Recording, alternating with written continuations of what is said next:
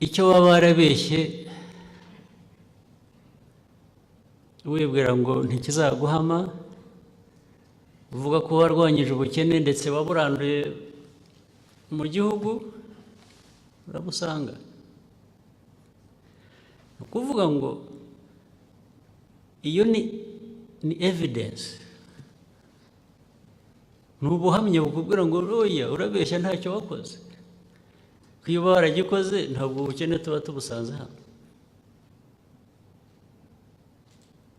N'umutekano ntabwo ushobora kugenda n'aba ba ambassadors baduhagarariye, niyo wagenda amahanga yose aho muri mubeshya ko mu Rwanda ibintu byose umutekano ni 100%, mudushyire ndetse ku rutonde mudushyire imbere.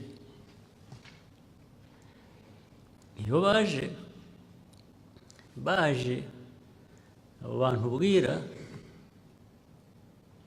umutekano barawubona cyangwa ntibawubona, ntabwo ujya gushakisha kundi, birahari birakwiyereka. Abantu barakubwira bati ahangaha ntawe usohoka nijoro, iyo usohotse bakata ikona ujya gusura umuvandimwe, amahirwe yawe yo kugaruka ni 50%. Iyo hatari umutekano, kandi akenshi bikaba baza bakahasanga amakuru nk'ayo ngo umuntu yaragendaga ageze hariya ntiyagaruka, undi yaragiye ageze hariya ntiyagaruka, baramurasa, bamutera icyuma, bamusanze mu nzu baramwica. Ibyo ntushobora kubihisha.